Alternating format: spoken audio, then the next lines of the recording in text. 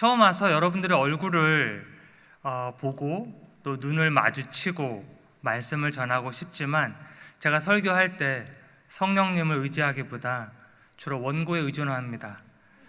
그래서 아쉽고 죄송하지만 여러분 이해해 주시기를 바랍니다.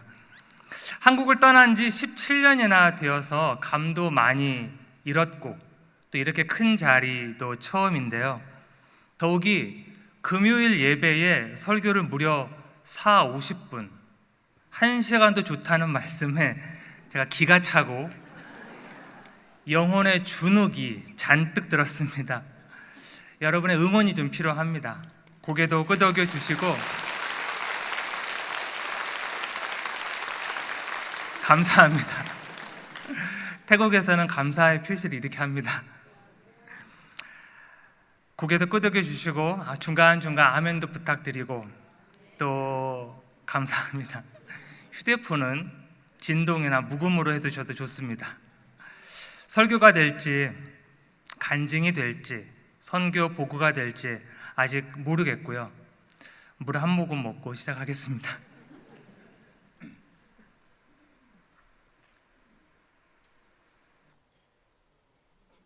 긴장을 워낙 많이 하는데 더 되네요. 태국에서 왔습니다. 구체적으로 난이라는 곳입니다. 들어본 적이 있으신가요, 여러분? 난. 태국 사람들조차 난이 어디 있는지 정확하게 잘 모르는 조금은 외딴 곳입니다. 사는 환경을 표현하자면 농촌과 산촌이 반반 어우러졌다고나 할까요? 당연히 공기는 좋습니다. 공기 냄새가 맑은 풀을 머금은 것 같은 깨끗한 곳입니다. 사람들이요, 우리가 흔히 말하는 시골 사람들입니다. 순박하고 다소 투박합니다. 정스럽죠. 그러나 조금은 거친 듯합니다. 사투리도 아주 진합니다. 이곳에서 만으로 8년을 살았습니다. 맨 처음엔 방콕으로 가서 선교사가 외국에 가면 언어부터 배워야 되잖아요. 방콕에서 언어 공부를 1, 2년 하고 여러분도 많이 들어보셨을 치앙마이로 올라와서 7년을 살았었습니다. 카렌 실로암 신학교란 곳에서 가르치는 일을 했었어요. 그러다가 첫 번째 안식년을 다녀와서 심각한 고민이 생겼었습니다. 방콕과 치앙마이는 도시도 크고 할 일도 많아서 계속해서 선교사가 들어와 자꾸만 늘어가는데 듣자 하니 선교사가 아예 없거나 부족한 곳이 아주 많다는 것이었습니다. 한편 저희는 자녀가 없거든요. 애들 교육에 신경 쓸 일도 없고 그때쯤에요, 저희 신학교에 외국에서 학위를 마치고 돌아오는 현지 교수님들이 생겨나기 시작했습니다. 게다가 치앙마이에 선교사가 많아지니까 자연스럽게 조직이 만들어지고 태국에서 사는 연수가 늘어남에 따라 거기 들어가 제가 섬겨야 할 일들이 점점 많아졌습니다. 꼭 필요하지만 굳이 제가 하지 않아도 될 일들이라는 생각이 들었습니다. 파송교회 목사님께 먼저 고민을 말씀드리고 태국 교단의 선교사 관할 부서에도 부탁을 하고 몇 개월이 걸친 긴 기도와 답사 끝에 2014년 4월 한국에서 세월호 사고가 일어난 바로 다음 날이었어요. 저희는 난으로 이사를 하였습니다. 처음엔 마땅한 집도 없이 6, 7평 방 한 칸에 부엌도 없는 무슨 관사 같은 데서 살았습니다. 저희를 좀 아는 사람들은 10명 중 9명은 우려라고 저희들 걱정하고 우려하고 반대했습니다. 너희 둘 다 서울에서 태어나서 도시를 벗어나 본 적이 없는 저희한테 난이란 지역은 무리라고 하였습니다. 치앙마이에서 자리도 어느 정도 잡은 신학교를 왜 떠나려는지 많은 분들이 이해하지 못했습니다. 그러나 저희는 난에서 아주 낭만적이고 소소한 선교지의 기쁨을 아주 크게 누리고 있었습니다. 그냥 다 재미있었습니다. 길거리에 소가 막 지나다니는 것도, 어디 갈 데가 없는 젊은 연인들이 강가에 앉아서 닭꼬치를 먹는 모습도, 또 구해도 어디서 꼭 그런 것을 구했는지 싶은 그 알록달록한 그 아줌마들 패션 있잖아요. 또 금방 잡은 그 민물 생선들이 아직도 살아 펄펄 뛰고 있는 재래시장도 또 어디서 났을까요? 한국 그 예비군 옷을 질 좋은 작업복이라 입고 다니는 여러 아저씨들도 그냥 다 재미있었습니다. 작년 초까지만 해도 처음 그 마음 그대로 순수했던 것 같아요. 그래 선교사가 없는 곳에 우리라도 와서 현지 노회와 협력하고 교회를 섬기는 게 마땅하지. 그런데 작년 중반쯤, 그러니까 저희가 그곳에 산지 만으로 7년이 넘어가면서 제 마음에 뭔가 달라지는 것을 느낄 수 있었습니다. 겸손을 가장한 자랑이라고나 할까요? 시골에 사는 것이 마치 명분이라도 되는 듯 보상심리가 생기고 스스로에게 변명거리를 주고 공치사를 부리고 있었습니다. 속으로는 도시의 것을 원하고 바라고 추구하면서 겉으로는 아무렇지도 않은 듯 무심한 척 혹은 의로운 척, 겸손한 척 하는 거죠. 어쩌면 선교 보고하고 설교하는 지금도 저는 여러분 앞에서 선교사가 이런 고민을 다 하고 있다는 것을 은근히 드러내고 싶은 줄도 모르겠습니다. 이건 아니다 싶었습니다. 그렇게 몇 달이 지나고 새해가 되어서 마태복음부터 성경을 다시 읽는데요, 내가 지금 놓치고 있는 게 뭔지, 감히 예수님과 비교할 때 나에게 없는 것 설사 있더라도 너무 부족한 것이 무엇인지 알게 되었습니다. 오늘 읽은 본문은 예수님의 3대 사역을 소개합니다. 예수님은 회당에서 가르치셨고 복음을 전파하셨으며 모든 병과 모든 약한 것을 고치셨습니다. 저도 난에서 지난 7, 8년 동안 일 꽤나 한 것 같습니다. 난이란 지역은 제가 속한 태국 기독교 총회, 즉 CCT라고 하는 교단의 5번째 노예로 알려져 있습니다. 미국 북장로교의 맥길버리 선교사님이 1865년 치앙마이의 첫 번째 선교국을 세우고 그 이후 차례로 치앙라이, 람빵, 프레를 거쳐서 30년 만에 1895년 5번째로 미션 스테이션을 세운 곳입니다. 강원도만한 땅덩어리입니다. 그곳에 24개의 크고 작은 교회와 전도처가 있습니다. 저는 거기서 한 교회를 담임하지는 않지만 주로 목회자가 없는 교회를 돌보고 현지 목회자들과 협력하여서 노회의 이런저런 일들을 같이 하고 있습니다. 제간에 열심히 했습니다. 오늘 말씀에 예수님이 회당에서 가르치셨죠. 저도 교회에서 여러 교회를 순회하면서 설교하고 성경을 가르치고 세미나 강사로 뛰었습니다. 매달 목회자 원래회가 있는데요, 거기서 다음 달 저희가 방문할 교회가 정해집니다. 24개의 교회 중에 담임 목회자가 있는 곳은 절반밖에 되지 않고 담임 목회자가 있다 한들 2분 빼고는 다 전도사님들입니다. 그분들은 각자 자기가 섬기는 교회가 있으니까 결국 담임하지 않는 저희가 교회를 많이 다니게 됩니다. 저희가 어디 잘났거나 대단해서가 아니라 목사 선교사다 보니까 할 일이 좀 많은 거죠. 저는 설교하고 아내는 반주합니다. 교회에서는 벼르고 별르다가 저희가 간다고 하면 세례식을 계획하고 성찬식도 준비합니다.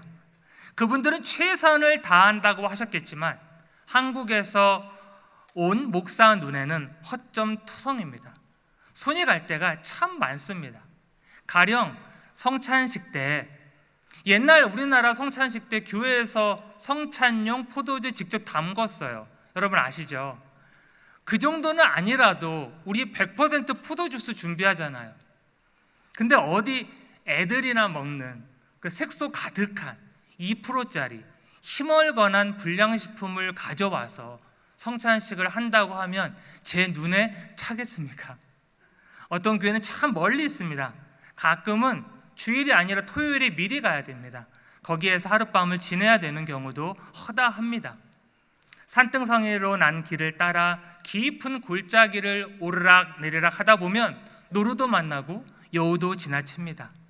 주일이 되면 그분들이 챙겨주시는 아침을 먹고 예배에 임하는데 모든 그 성도들이 한국인 선교사의 그 어설픈 설교라도 아주 잘 들어주세요. 그렇게 오늘은 이 교회, 다음 주는 저 교회, 한 달이 빠르게 지나갑니다. 두 번째로 예수님이 천국 복음을 전파하셨잖아요. 저도 가능하면 전도처를 세우고 교회를 개척하는 일에 관여하고 협력하면서 예수님을 모르는 사람들에게 복음을 전하기 위해 노력했습니다. 천국 복음, 즉 하나님 나라의 복음입니다. 복음을 받아들일 때 소속이 바뀌죠. 하나님 나라의 백성이 되는 것입니다. 제가 한 교회를 소개하고 싶습니다. 저희가 난에 가고 나서 그해 겨울 하루는 그 태국 노회장님이 저를 긴히 부르시더라고요.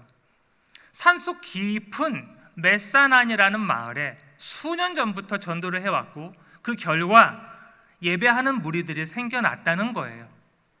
그런데 예배 처소가 애매해서 날이 좋으면 풀밭에서 돗자리를 펴놓고 예배를 하거나 비라도 오는 날이면 누추하기 짝이 없는 어느 성도 집에서 예배를 드리고 있었죠. 그걸 안타깝게 여긴 선어교회가, 그 주위 선어교회가 힘을 합하여서 땅을 어렵사리 대신 구입합니다. 그런데 거기까지가 그분들의 최선이었던 겁니다. 물론 차근차근 해나가면 몇 년이 걸려서라도 예배당을 지을 수 있겠지만 그 노회장님 마음에, 태국 노회장님 그 마음에 혹시 선교사가 도움의 통로가 될 수 있지 않을까 싶어서 어렵사리 말문을 여셨고요. 이럴 때 제가 할 수 있는 가장 쉬운 말, 기도해 보겠습니다. 대충 넘어갔죠. 그런데 말입니다, 그때가 마침 저희 아버지가 위독하셔서 제가 한국에 나올 일이 있었어요. 담임 목사님과 이야기를 하는데요, 목사님이 그러시는 거예요. 교회 설립 40주년 기념으로 교회 짓는 일에 동참하고 싶은데 그럴 만한 곳이 있는지 한번 알아보라 하시는 거예요. 아이고 목사님, 이따마다요. 그렇게 해서 2015년 6월 세워진 곳이 메사난 교회라는 곳입니다. 요즘 난노에서는 반땀이라는 마을에 새로운 전도처가 세워지고 있는 중입니다. 메사난처럼 깊은 곳은 아니지만 외롭게 성도 한 가정이 예수님을 영접하고 신앙생활을 하고 있는 마을입니다. 좌우지간 선교사의 1차 소명은 천국 복음을 부지런히 전하는 일일 겁니다. 예수님의 세 번째 사역은 무엇입니까? 모든 병과 약한 것을 고치셨죠. 제가 병을 고치는 능력은 없지만 굳이 치유 사역과 조금이라도 연관을 짓자면 아픈 사람 신방하는 일입니다. 평소 참을만 하고 괜찮다가도 선교사가 자기네 교회 온다고 하면 막 아프죠. 목사님이 마치 신령한 것 같고, 목사님이 한번 기도해 주면 병이 팍팍 나을 것 같고, 목사님이 머리에 손이라도 얹어주면 마음의 평화가 잔잔히 흐르는 법이잖아요. 여러분 혹시 안 그러세요? 난에 사는 성도들은, 특히 노인네들은 정말 그러시거든요. 예배를 마치면 아프신 분들이 하나 둘 저희 앞으로 나오세요. 그냥 여기도 아프고 저기도 아프대요. 제가 볼 때 그냥 보건소에 가셔서 약 받아 드시면 되거든요. 그런데 기도해 달라는 거예요. 때로는 다짜고짜 당신네 집으로 데려가요. 가보면 아픈 가족이 누워 있습니다. 제가 무슨 능력이 있겠습니까? 그저 하나님의 손길을 믿고 기도하는 겁니다. 그리고 또 한 가지 제가 난에서 빼놓을 수 없는 일이 장례인 것 같아요. 장례. 지난 7, 8년 동안 제가 직접 집례를 하거나 설교를 하든 기도를 하든 위로사를 하든 뭐라도 참석을 했던 장례식이 200번은 좋게 넘습니다. 최소 사흘장입니다. 대개는 4일, 5일장이 보통입니다. 매일 예배가 있어요. 그곳에 나병 환자가 있는 마을은 법적으로 화장을 합니다. 그곳을 뺀 모든 곳은 매장을 합니다. 40도가 넘는 난에서 목회자 가운까지 입고 장례를 한번 치르고 나면 한 2, 3kg는 금방 빠집니다. 시골 지역, 특히 농촌과 산촌의 고령화는 이곳에서도 큰 사회 문제입니다. 일 좀 하겠다 싶으면 더 좋은 일거리를 찾아 난을 떠나지요. 똑똑하다 싶으면 방콕이나 치앙마이로 가서 공부를 하고요. 교회 가서 보면 맨 어르신들만 앉아 계세요. 예수님이 하신 일을 쫓아 저도 부지런히 살아왔습니다. 물론 머리 둘 곳조차 식사하실 겨를조차 없이 바쁘셨던 예수님과 감히 비교할 수는 없지만 게으르지는 않았던 것 같습니다. 그런데 말입니다, 예수님이 이렇게 바쁘고 놀라운 사역을 할 수 있었던 힘이자 이유가 36절에 나오는데요. 우리 함께 읽어볼까요? 36절 앞에 나오나요? 네, 시작. 무리를 보시고 불쌍히 여기시니 이는 그들이 목자 없는 양과 같이 고생하며 기진함이라. 네, 그겁니다. 예수님이 가르치시고 복음을 전하시고 사람을 고치셨던 것은 주님이 우리를 보시고 불쌍히 여기셨기 때문입니다. 저는 그게 없었습니다. 교회를 매주 순회하며 설교했던 것도, 전도처를 개척했던 것도, 아픈 사람을 찾아가거나 장례를 치르는 것도 그냥 저에게 주어진 역할, 임무, 책임, 딱 그거였습니다. 더도 덜도 아닌 그냥 나의 업무였던 거죠. 그런 일을 마치면 약간의 보람은 있었을는지 모르지만 상당히 피곤했고, 내가 미리 이 정도일 거라 예상한 그 이상의 요구를 받으면 주춤하게 되고 자꾸 나에게 뭔가 보상을 해주려는 마음이 생겼습니다. 설교할 때 성도들이 딴짓을 하거나 휴대폰이 울리면 아주 신경질이 나는 거예요. 예배당이 지어지고 담당 목회자가 세워졌는데 어라, 이 사람이 내 생각과 다르게 움직인다 싶으면 불러서 꾸중을 드립다 했습니다. 장례를 치르면서 유가족을 위로하기보다는 내 복장, 설교, 제스처에 더 신경을 쓰게 되었습니다. 이건 아니잖아요. 그러다가 오늘 본문을 읽는데 가슴에서 뭔가 쿵하니 떨어지고 겁이 났습니다. 이 바닥에서 일을 하는데 사람을 불쌍히 여기는 마음이 없고 영혼을 사랑하는 마음이 없으면 안 되는 거잖아요. 9장을 읽으면 예수님이 중풍병자를 고치신 것도, 세리마태를 부르신 것도, 혈루증에 걸린 관리의 딸을 고치신 것도, 말 못하는 사람을 고치신 것도, 이게 다 예수님이 그들을 불쌍히 여기셨기 때문입니다. 사람들이 다 손가락질하고 백성들의 피를 빨아먹는다고 세리마태를 욕할 때에도 예수님은 그러셨습니다. 건강한 사람한테 의사가 필요하더냐? 난 말이다 너희한테서 긍휼을 원하지 제사를 원하지 않는다고 하셨습니다. 그런데 저에게는 긍휼이 없었습니다. 다 된 거죠. 사실 나 같은 사람이 예수님을 알고 성도가 되고 선교사가 된 것은 기적이었습니다. 그런데 어찌 제가 다른 사람을 함부로 정죄하고 포기할 수 있단 말입니까? 그래서 요즘 저는 다시 마음을 다잡고 있습니다. 너무 상투적인 표현이지만 초심을 회복하려고 노력하고 있습니다. 맨 처음 난에 들어올 때 도로 간판에 적힌 Welcome to 난, 그 글자를 보면 하나님의 그 압도적인 인도하심을 느꼈던 그 마음을 되짚어보고 있습니다. 그런데 이 또한 내가 갖고 싶다고, 내가 애를 쓴다고 다시 생겨나는 게 아니더라고요. 예수님이 무리를 보시고 불쌍히 여기신 것처럼 예수님이 나를 불쌍히 여기시고 긍휼을 베풀어 주셔야 가능한 거더라고요. 저는 나 스스로를 양치는 목자라고 생각했습니다. 그런데 사실은 그냥 양이었습니다. 여러분, 양 한번 생각해 보세요. 가까이 가면 우선 냄새부터 나요. 눈도 나쁘고 분별력도 없습니다. 그러면 순하게라도 해야지 고집까지 세요. 상당히 이기적인 동물입니다. 여러분, 저만 그래요? 그렇게 여러분 나는 아니다 그렇게 하실 거예요? 우리는 다 냄새나는 양입니다. 눈도 나쁘고 분별력도 없고 고집까지 세고 이기적인 존재입니다. 우리는 다 각기 제 길로 가는 게 특기 있는 사람들입니다. 한마디로 답답한 인생들이었어요. 도통 답이 없는 사람들, 해도 너무한 사람들입니다. 그런 우리를 불쌍히 여기시고 구하시고 인도하시고 도우셨습니다.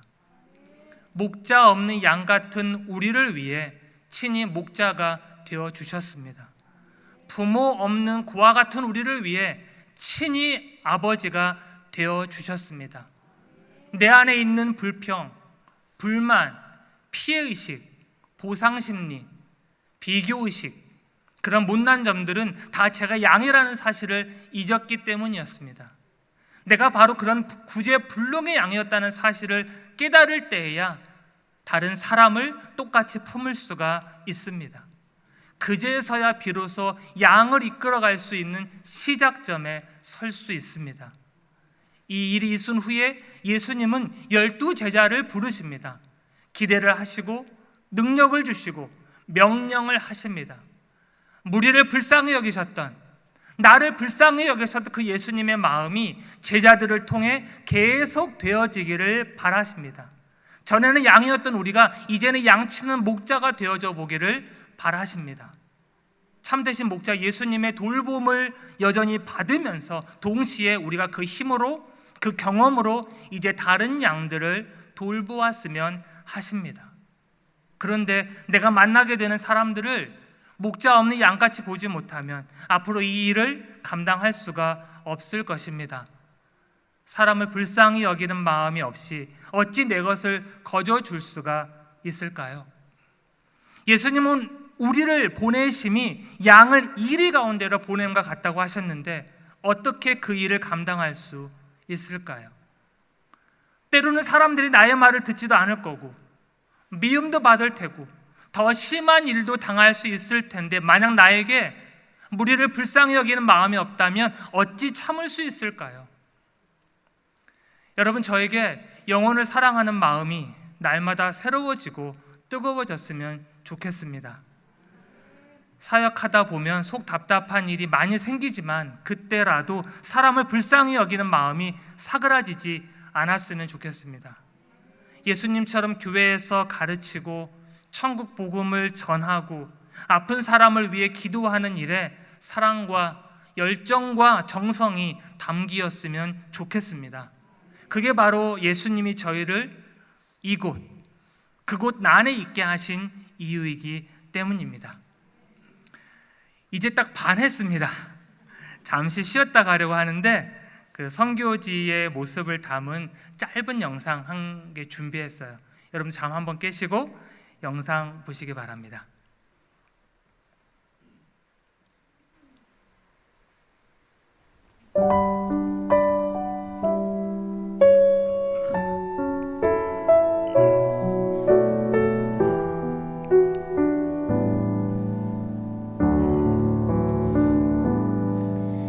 내가 지금까지 지내온 것은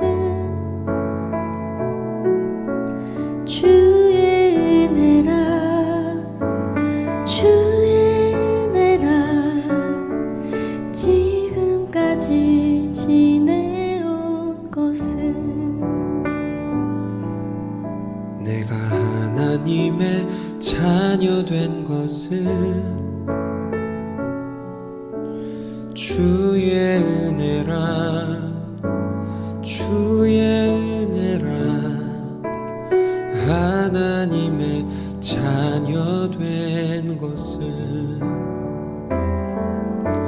주의 은혜라 주의 은혜라 지금까지 지내온 것은 주의 은혜라 주의 은혜라 하나님의 자녀 된 것은 내가 이 자리에 서 있는 것은 주의 은혜라 주의 은혜라 이 자리에 서 있는 것은 주의 은혜라 주의 은혜라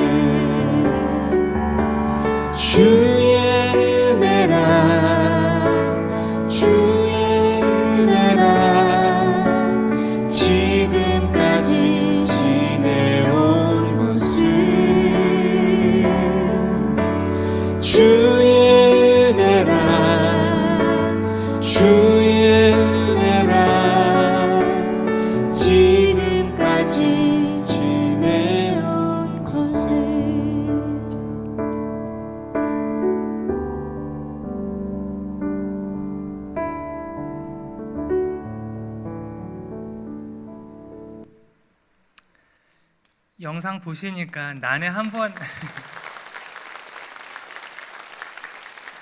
난에 한번 가고 싶지 않으세요?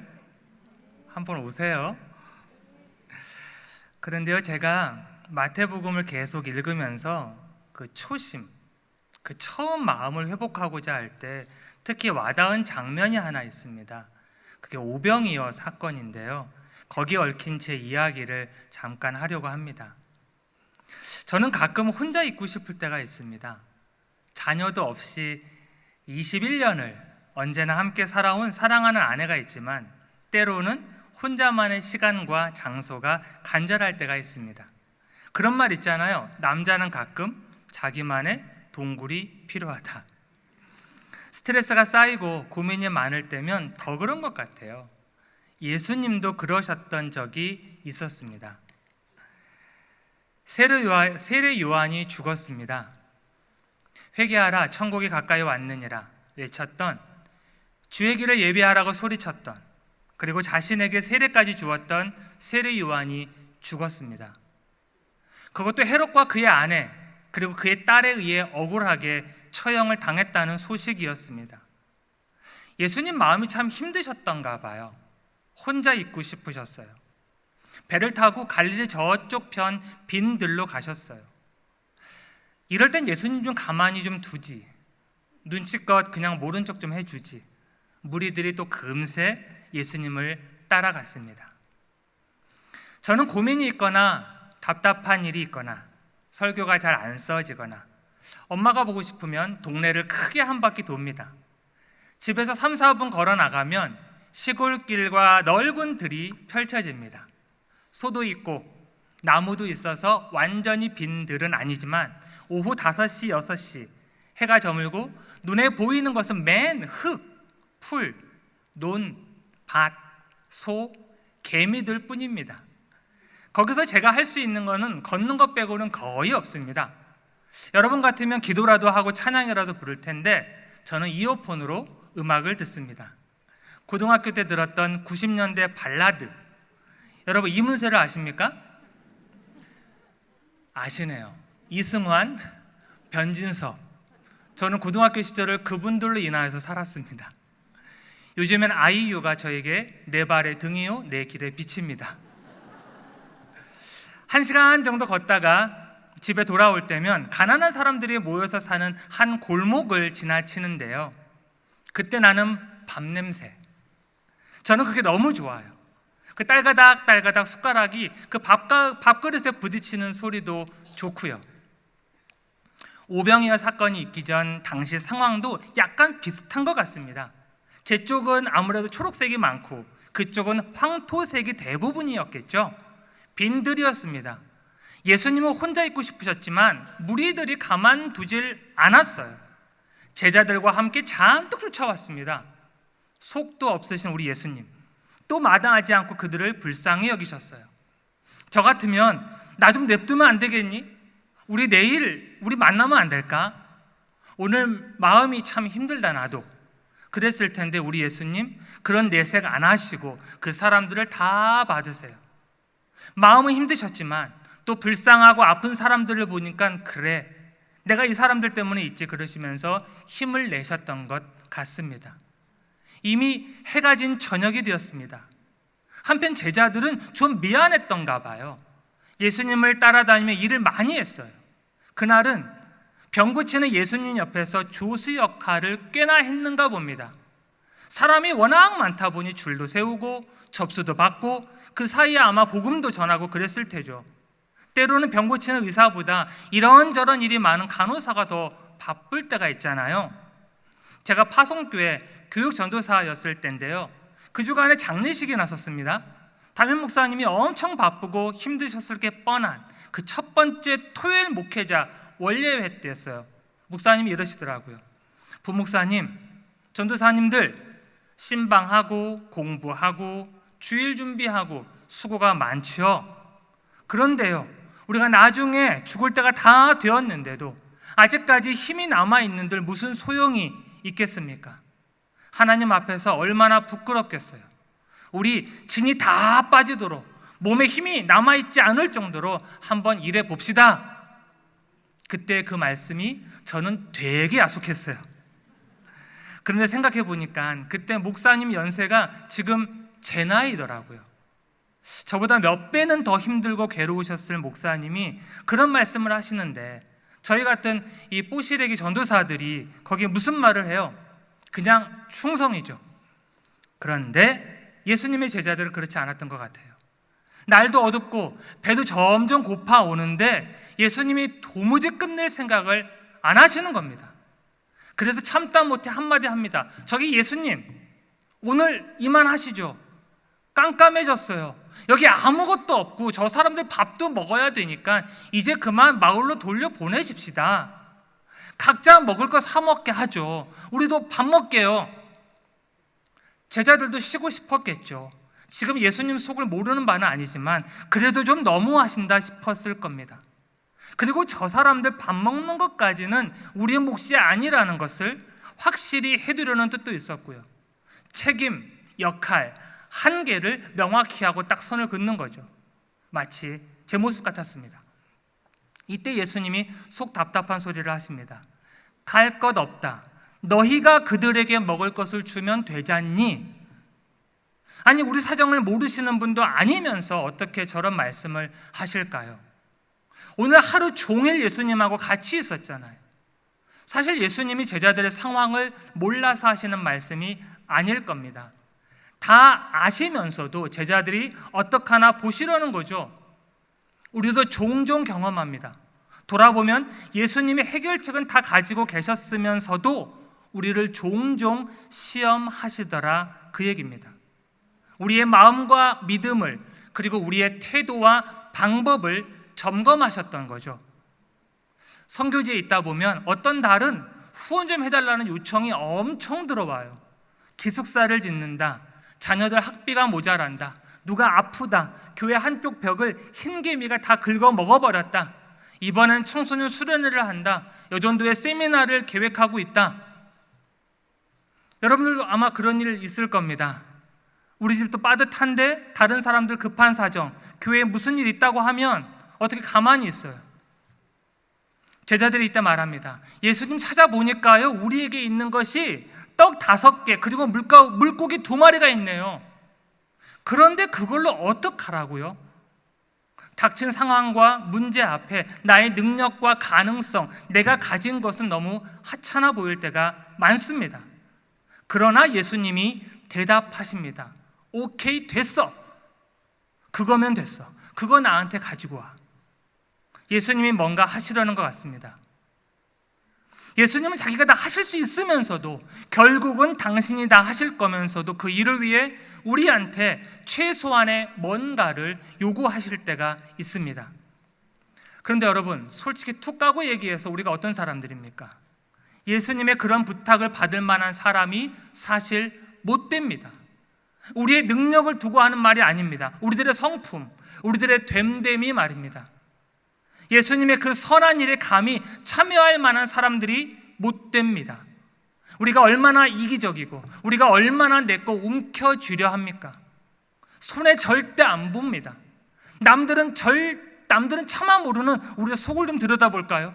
예수님이 그러셨습니다. 마음에서 나오는 것은 악한 생각과 살인과 음란과 탐욕과 도둑질과 거짓 증언과 비방이니, 우리가 어떤 사람들입니까? 주님 보시기에 온통 악한 것들밖에 없는 그런 자들입니다. 아무리 얽히고 설킨 상황에서도 최소한 내 건 최대한 지키려고 하는 자들입니다. 그런 우리에게 예수님이 말씀하십니다. 그것을 내게 가져오라. 우리가 어떤 사람들이라는 것을 누구보다 정확하게 알고 계시면서도 예수님은 너희가 먹을 것을 줘, 네 거 그거 가지고 와 라고 요구하십니다. 그런데 저는 이 말이 왜였는지 감사했습니다. 그래도 여전히 예수님은 나 같은 인간에게 부탁을 다 하시는구나, 기대를 완전히 저버리시진 않으셨구나, 저에게 다시 한번 기회를 주시는 것 같았습니다. 베드로가 생각납니다. 예수님이 십자가에 못 박히시기 전 자기 스승님을 3번이나 부인하잖아요. 나는 그런 사람 모른다 했잖아요. 예수님이 부활 후에 나타나셔서 베드로에게 물으십니다. 네가 나를 사랑하느냐? 그렇습니다. 내가 주님을 사랑하는 줄 주님께서 아십니다. 또 다시 묻습니다. 예수님을 3번 부인했던 베드로에게 예수님은 3번 거듭하여 물으십니다. 네가 나를 사랑하느냐? 주님, 그렇습니다. 내가 주님을 사랑하는 줄을 주님께서 아십니다. 그렇다면 베드로야, 내 양을 먹이라. 내 어린 양을 먹이라. 내 양을 치라. 명령과도 같은 부탁입니다. 아니, 부탁과도 같은 명령입니다. 너의 이기적인 본성을 거부해봐. 죄성을 한번 이겨봐. 너 나를 따를 거라고 했지. 그러면 너를 한번 부인해봐. 네가 움켜잡으려고 하는 그거 나한테 가지고 올 수 있겠니? 제자들이 떡 5개와 물고기 2마리를 가지고 옵니다. 내가 나를 버린다는 증거입니다. 나밖에 모르는 사람이 그래도 예수님을 따라 보겠다는 몸부림입니다. 나의 이기적인 본성에 비춰보건대 이것은 기적과도 같은 일이었습니다. 예수님은 무리를 명하여 잔디 위에 앉히시고 떡 5개와 물고기 2마리를 가져다가 하늘을 우러러 축사를 하십니다. 그리고 나서가 중요합니다. 예수님은 자기가 직접 떡을 떼어서 사람들에게 주시는 게 아니라 제자들에게 먼저 주고 제자들로 하여금 거기에 있는 무리에게 떡과 물고기를 나눠주게 합니다. 아버지가 일하시니 나도 일한다 하셨던 예수님이 이제는 제자들에게 그 일을 맡기십니다. 아버지가 나를 보내신 것처럼 나도 너희를 세상에 보낸다 하셨던 그 말씀 그대로입니다. 예수님은 실제로 당신 일을 다 하시지만 제자들로 하여금 자기네가 가져왔던 떡과 물고기가 어떤 기적을 일으키는지 직접 체험하게 하십니다. 내가 나를 부인하고 죄성을 거부하고 본성을 거스른 것이 나중에 어떤 결과를 만들어내는지 우리들의 손을 통해, 우리들의 눈을 통해, 우리들의 몸을 통해 직접 경험하게 하십니다. 여러분, 우리한테 하나님이 필요하지, 냉정하게 말해서 하나님한테 우리가 필요합니까? 간혹 제가 이런 말을 듣는 경우가 있습니다. 나 없으면 하나님 손해지, 나 없으면 교회 손해지. 무슨 말씀인지 그 마음은 이해가 됩니다. 하나님의 자녀라는 게 자랑스러워서 하시는 말씀일 겁니다. 하나님의 일 더 하고 싶으시니까 하시는 말씀이라고 생각합니다만, 그런데 표현이 그건 좀 아닌 것 같습니다. 하나님한테 사실 우리 같은 사람 하나도 필요 없습니다. 우리 없어도 하나님은 당신의 일을 충분하게 넉넉하게 하시지만 우리를 선택하셔서 들어 사용하시는 거 아닙니까? 그저 하나님이 부르셔서 사용하신다고 하면 그냥 감사밖에 없는 것 같아요. 하나님 나라가 세워지고 확장하는데 우리한테 지분을 주시는 겁니다. 아까 말씀드렸던 그 메사난 교회예요. 메사난.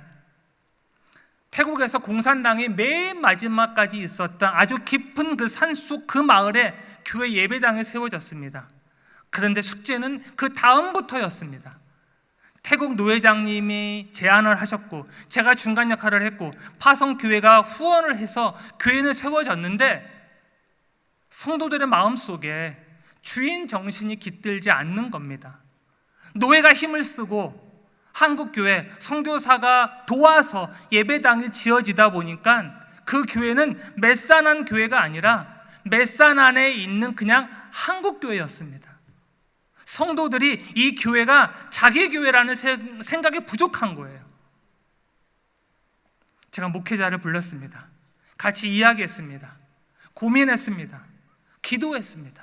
어떻게 하면 좋을까? 갈 때마다 성도들한테 설교했습니다. 여러분, 이 교회의 주인은 당연히 하나님이십니다. 그리고 여러분의 교회입니다. 한국 교회가 후원하고 건물은 세워졌지만 다음부터는 우리들의 몫입니다. 교회를 좀 아끼시고 사랑하시고 헌금하시고 청소하시고 돕고 그러셔야죠. 언제까지 받기만 하실 겁니까?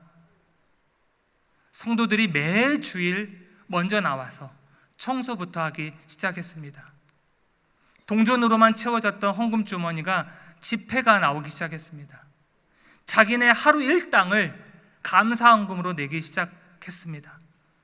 뻑하면 선교사에게 이게 없다, 이게 부족하다, 도와달라 하셨던 분들이 뭔가 고민하기 시작했습니다.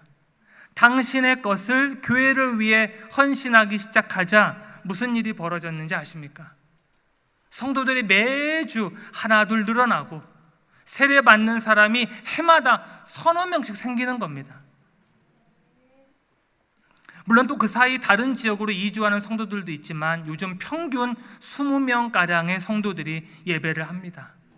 뿐만 아니라 이번에 그 목회자분이 교단 그 전도사 고시에 매우 우수하지 않은 성적으로 합격을 했습니다. 감사하죠. 여러분, 우리가 나의 것을, 나의 수고와 땀을, 헌신과 각오를 할 때 하나님이 일하시더라, 그 얘기입니다. 오병이어 이 사건이 있은 후에 나중에 똑같은 상황이 한 번 더 있죠. 아니, 더 안 좋았던 것 같습니다. 마태복음 15장 32절에 보면 예수님이 그러십니다. 내가 무리를 보니 참 불쌍하다. 그들이 나와 함께 있는지 이미 사흘째인데 먹을 게 없구나. 저러다 길에서 쓰러지기라도 하면 어쩌냐. 내 마음에 저들을 굶겨 보낼 수가 없구나. 제자들이 또 이럽니다. 예수님, 우리가 어디서 이 많은 사람들 먹일 수 있는 음식을 구한답니까?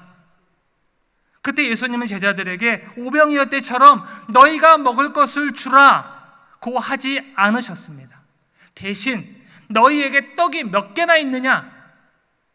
직설적이고 구체적이고 꼭 집어 물으셨습니다. 그때 다행히도 제자들이 바로 알아듣습니다. 이번에는 제자들이 전처럼 떡 5개와 물고기 2마리밖에 없는데 어쩌라는 겁니까? 그런 투가 아니었습니다. 기대가 있었던 거죠. 예수님, 여기 떡 7개와 작은 생선 2마리가 있습니다. 예수님이 앞으로 어떻게 하시겠구나. 제자들은 기대와 확신이 있었습니다. 고기 더 씹어야 마치고 음식 더 먹어본 사람의 맛을 알죠. 이래서 신앙의 체험이 중요합니다. 사랑하는 용인제일교회 성도 여러분, 여기 우리에게 있는 것이 무엇입니까? 나에게 있는 것이 무엇입니까? 우리가 교회에서 어떤 부서를 섬기든 가정이나 이웃들 사이에서는 마찬가지예요. 여러분이 일하시는 그 회사나 직장에서도 그렇고요. 우리가 예수님을 따르는 성도로서, 제자들로서 지금 내가 가지고 있는 그것이 무엇입니까? 하나님이 혹시 그거 우리 보고 최소한의 것을 가져오라고 하시지 않을까요? 물질이든 시간이든 마음이든 여러분이 가지고 있는 재능이든지 간에 하나님이 그것을 원하시는 것 같습니다. 그것을 내어드리는 것은 참 어려운 일입니다. 왜냐하면 나의 본성을 거부해야 되고 나의 죄성을 반대해야 되고 자기 스스로를 부인하는 일이기 때문입니다. 그러나 우리는 결론을 다 알고 있습니다. 주님이 다 하실 겁니다. 주님이 다 하셨습니다. 다만 우리의 믿음과 우리의 태도를 확인하고 싶어 하십니다. 하나님께서 하나님의 큰 일을 이루어 가실 때 여기 내가 가지고 있는 것이 제때에 잘 쓰임 받았으면 좋겠습니다. 나중에 예수님이 부활하신 후 제자들에게 나타나셔서 뭐라고 하십니까? 나에게 먹을 것을 좀 다오. 오병이어의 기적을 경험했던 제자들에게 익숙한 요청이었습니다. 낯익은 추억이었습니다. 이번엔 본인들이 섬기고 도울 대상이 이웃에게서 예수님께로 확대됩니다. 남을 위해 베푸는 사람이 예수님께도 드릴 수가 있습니다. 전에 이만열 교수님이 한 번은 어린이를 대상으로 하는 강연에서 그러셨어요. 어린이 여러분, 역사를 공부하세요. 그리고 역사에 살아있는 사람이 되세요. 역사에 살아남는 사람이 누구일까요? 어린이 여러분, 한마디로 자신을 위해 살지 않고 남을 위해 살았던 사람입니다. 여러분, 나의 것을 내놓는 사람이 예수님의 부활에 참여할 수 있습니다. 사도들이 나중에 자기네들을 이렇게 소개합니다. 죽은 자 가운데서 부활하신 후 그를 모시고 음식을 함께 먹은 증인이라고 말입니다. 우리도 그럴 수 있겠습니까? 지금 여기 나에게 있는 것으로 떡 5개와 그 물고기 2마리의 기적을 만들어 나가면 참 좋겠습니다. 우리 교회에도 제가 있는 선교지에도 여러분의 떡 5개와 물고기 2마리가 필요합니다. 여러분, 우리 옆에 가족들, 성도들, 이웃들, 같이 살잖아요. 우리 인생은 꼬인 게 아니라 함께 묶인 것 같습니다. 어쩌다가 낚인 게 아니라 같이 엮인 것 같습니다. 너희가 먹을 것을 주라는 것은 내가 너희를 사랑한 것 같이 너희도 서로 사랑하라는 예수님의 기대인 것 같습니다. 그 기대에 부응하고 사시는 여러분과 제가 되었으면 참 좋겠습니다.